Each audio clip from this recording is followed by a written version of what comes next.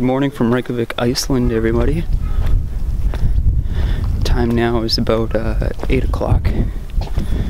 I'm currently walking to the tallest church in the country. And we're gonna watch the sunrise from the top. Sunrise is gonna be about 10 a.m. But this place is an absolute winter wonderland. It's beautiful.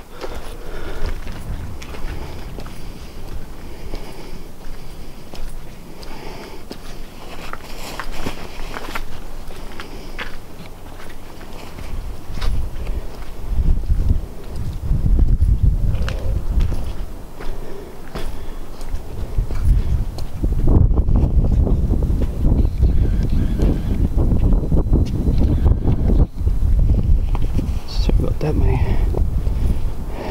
focus is a little off. We're going to that church in the distance there.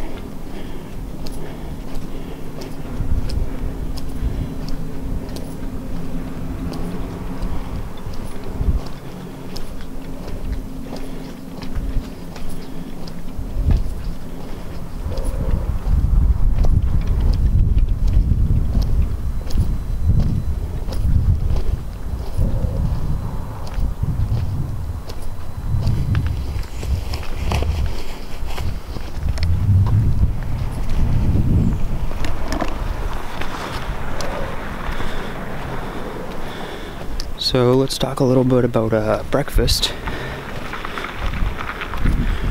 Had a bus in from the airport to the bus terminal here in the city. And the bus terminal cafe was closed.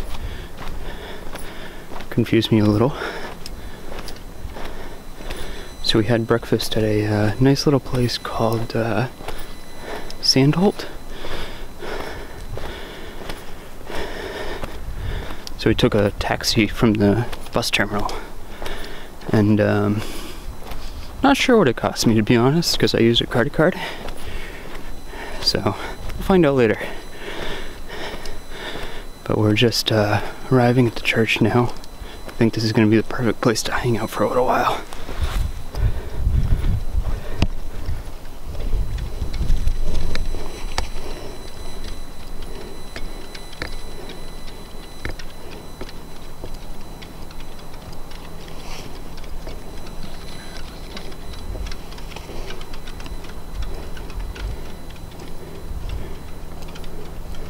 Such a gorgeous place.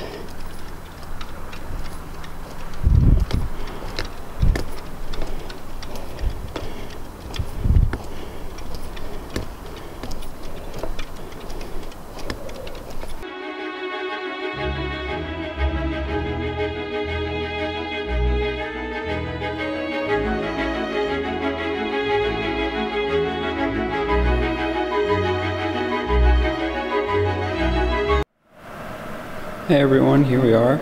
We are at the top of the church tower.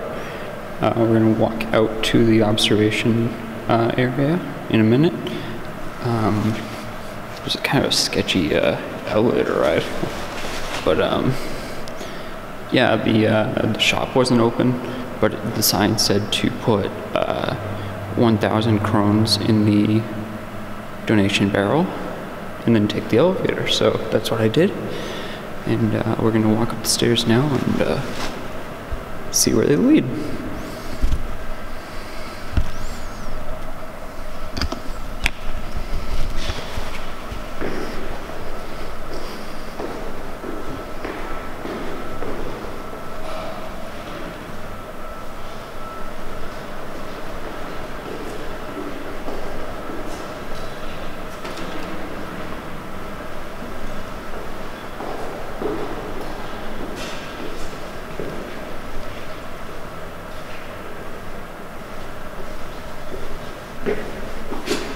Okay, looks like we have to go through this door here.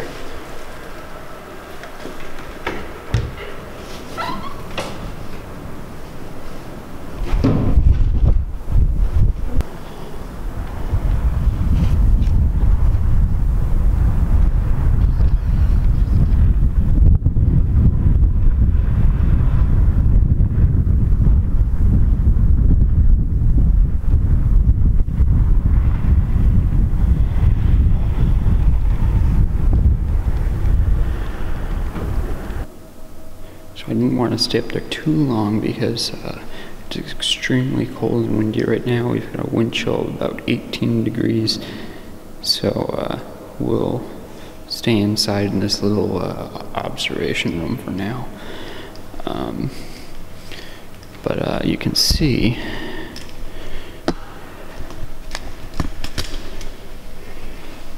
got a similar view of the these are actually the clocks on the outside of the tower.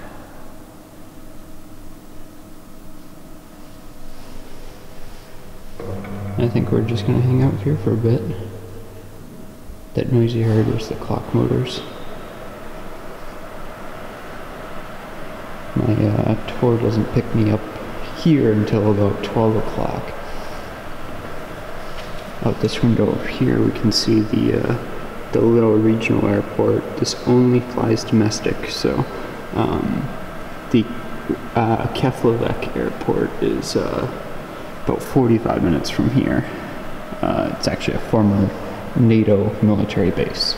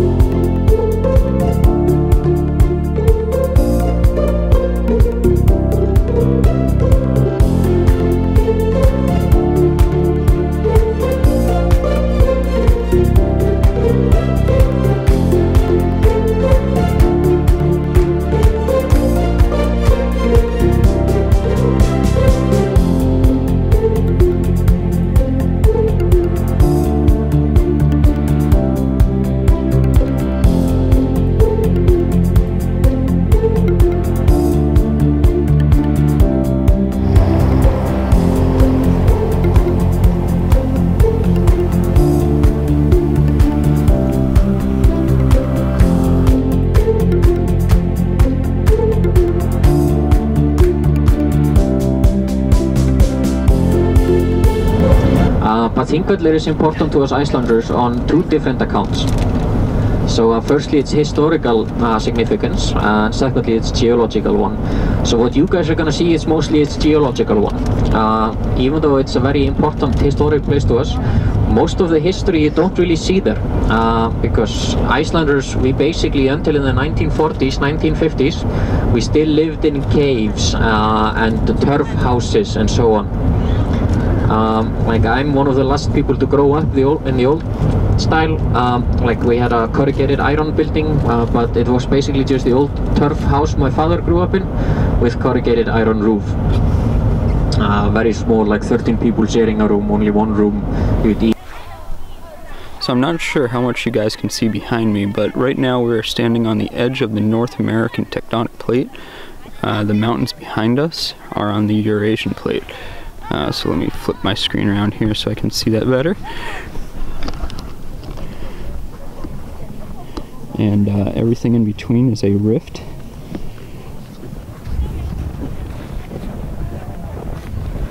Does that give a car park? No,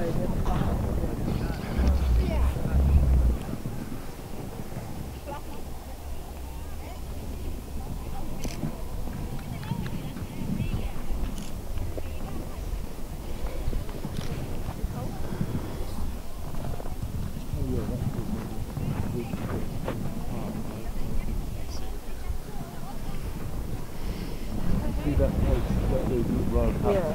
That's the time.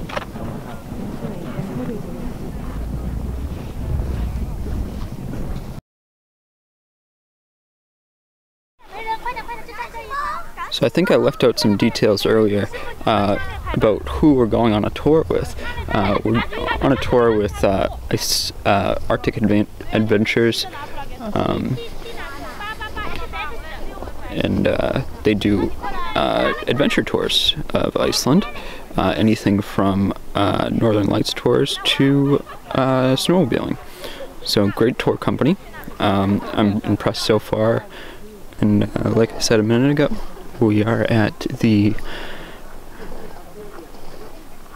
edge of the North American tectonic plate, and across the rift is the Eurasian tectonic plate.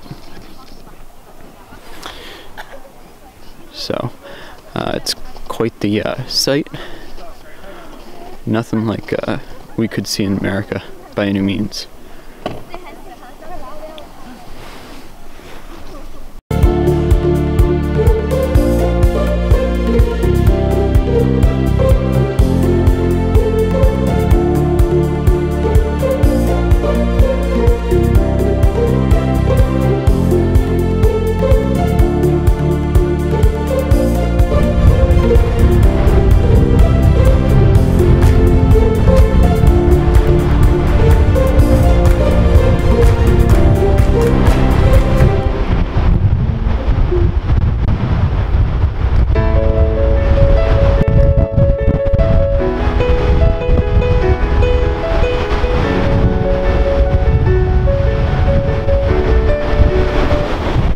We're here at a glacial waterfall.